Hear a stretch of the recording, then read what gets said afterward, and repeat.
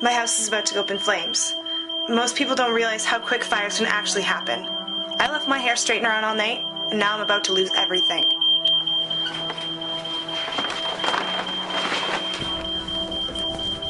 I don't even have time to grab my laptop or my cell phone. It's a good thing I'm home alone because I wouldn't even be able to wake up my parents. I know I seem calm considering my stuff's about to incinerate in under 3 minutes, but it's because I've been through this scenario in my head a million times before. I'm prepared. I guess it's really only the smoke alarm that saved me here. If it wasn't working, I'd still be in bed.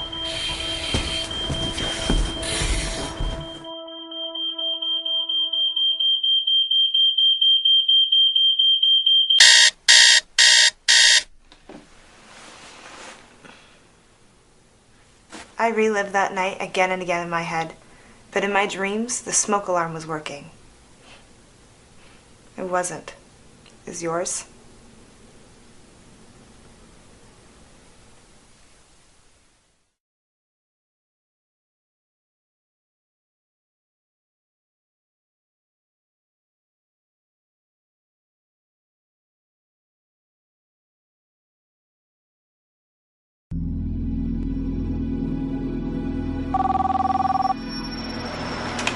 Fire department for what city? I don't command if I got. Okay, do you know what the address is there? Paramedics are now. Do you know if anyone is in the house? Okay, we're on the way.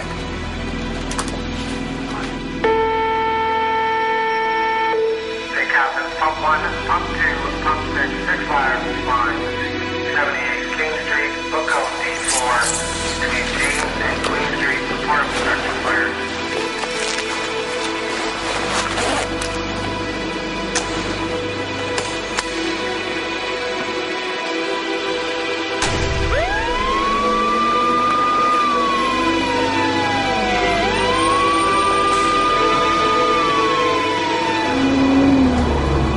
Let's say we're responding to a fire at your house. 1 minute ago, the flames were quite small and virtually undetectable in the room. 30 seconds ago, the flames became visible to people walking on the street. You were lucky. A pedestrian must have been walking by at the exact moment and had noticed that the eye-level flames are now melting your living room. That's who called the report in. It's been just over a minute and we're on our way. At this point, smoke is banking down from the ceiling, and the poisonous gases are accumulating from the roof. The heat rolling out of the room is now at 200 degrees Fahrenheit. You upstairs have got no idea what's going on below you, especially if your roommates are smokers. It's been a minute and 20 seconds, and the flames are finally hitting the ceiling. If that misplaced smoke alarm can manage to work, And you better hope it does. it'll be the only thing that has a chance of saving your life tonight. Well, besides us. It's only been about 2 minutes now and your home is at a point of no return. This could quickly turn fatal. 2.5 minutes, whiter smoke is emitting from objects in the room. Your MP3 player, Homework. Pets. clothes, photo albums, video games, A new laptop. Melting away. and many other things in that room are being incinerated. It is at this time that the windows break instantaneously. Which feeds the fire a wave of oxygen that's coming in and creating a ball of flames that's going to encompass everything. And finally, not even 3 minutes into the fire, flashover. Temperature has gotten so hot that the gases, the smoke, and everything in the house ignites instantly. If you haven't got out, chances are you probably won't. While we're here now, hopefully someone's still alive.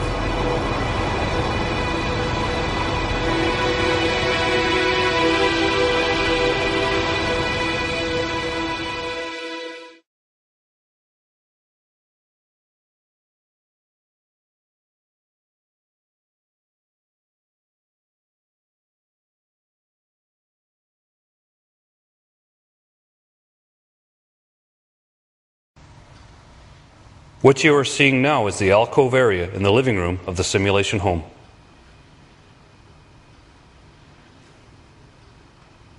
The kitchen is on the right side of the frame and the front door is on the left. A fire is being ignited on the wicker chair, which was determined to be the point of origin of the fire.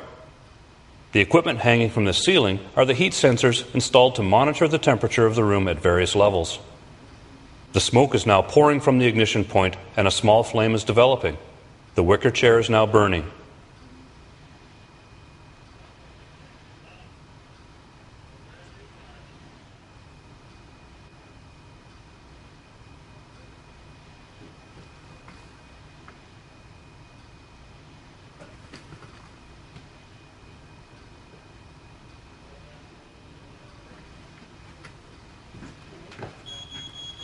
The ground floor smoke alarm activates. Remember, there was no ground floor smoke alarm in the actual fire. The fire is still in its early stages, but you can see that the toxic smoke layers are already beginning to accumulate at the ceiling level. If the occupants were alerted to the fire at this point, they would have had more time to safely escape. In a fire, every second counts. There is no time to spare.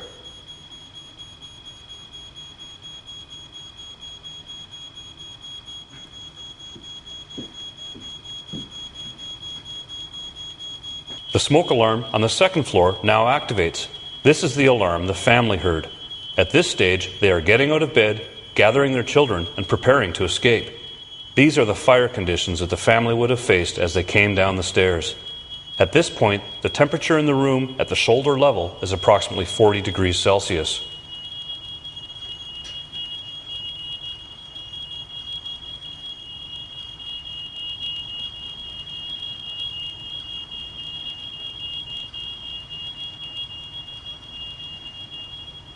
Watch closely what happens to the fire conditions when the front door opens and more oxygen is introduced into the room.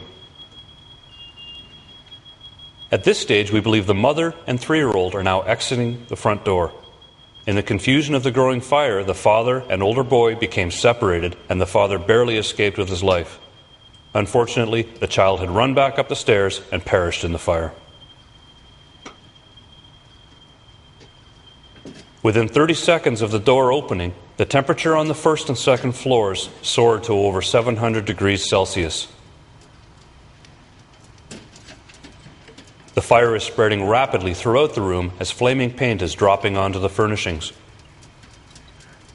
The room is rapidly approaching its peak temperature of 900 degrees Celsius. All of the materials in the room are now burning, and in less than 3 minutes, we have reached flashover conditions. No one can possibly survive these conditions. You can hear the front window shattering. These are the conditions that the firefighters faced as they entered the burning building in attempts to rescue the young victim.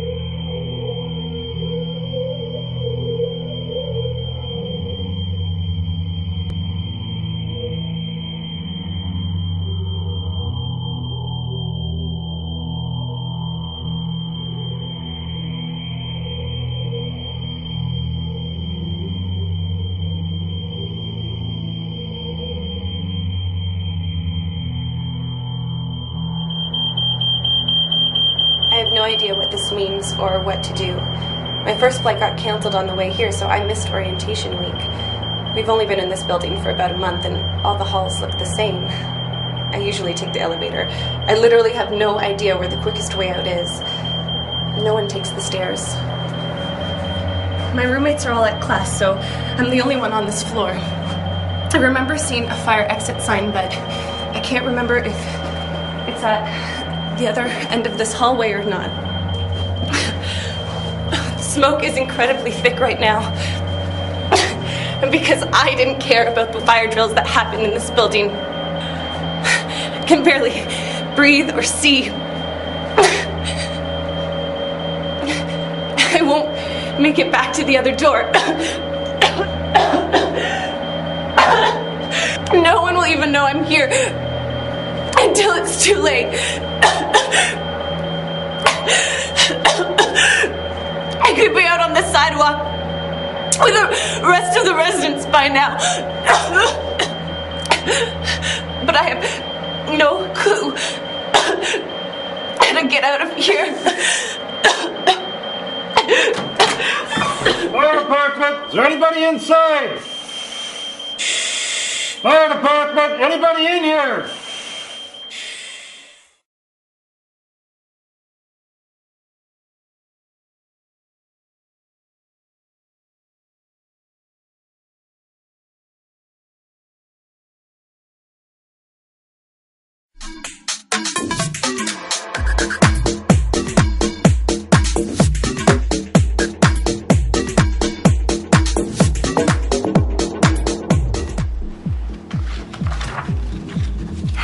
So, here I am, stuck in the basement, trying to study for a huge midterm, and of course, my roommates decide to throw a party. Unfortunately, this 9 a.m. sociology exam is the least of my concerns. Above me, a fire is about to start.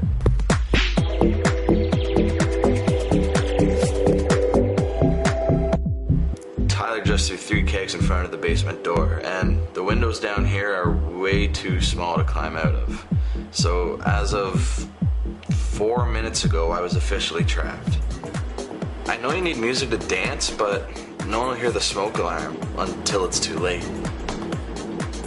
I'm not saying that they shouldn't be having a party. I mean, it is the week before spring break. I just don't see the need to have volume that makes people's ears bleed and candles. Who needs candles? It's not like we're on a romantic date here, people. It's a party. Anyways, any minute now, Tyler's gonna knock over that candle, inevitably setting the entire house on fire. You ask me how I know all of this is gonna happen? Well, I don't. I just know it could.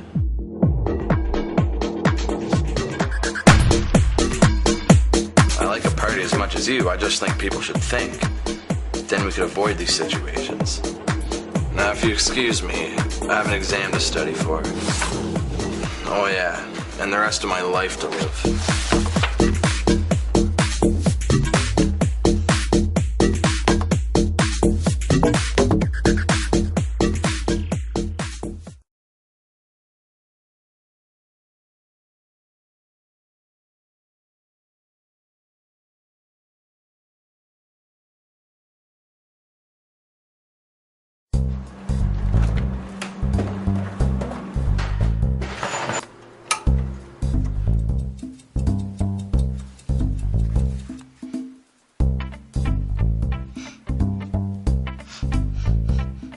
What's that smell? Oh, I just lit a smoke. No, it smells like burning. Yeah, it's burning. No, burning. The stove's on fire! Where's Myersman jersey? Oh, snap! We gotta get out of here! Wait, what? What?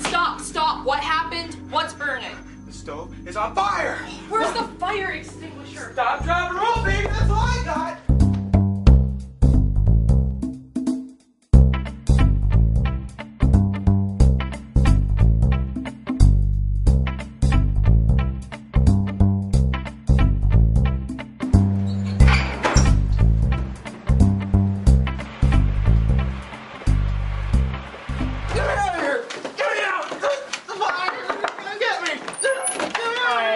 Hi, is everybody okay here? Yeah, sorry, we had a small oven fire, but I think everything's under control. Well, you did the right thing by calling. Let's take a look at this fire. This is worse than the time I got stuck in the water's lie. What's up with that guy? Gotta get away from the fire.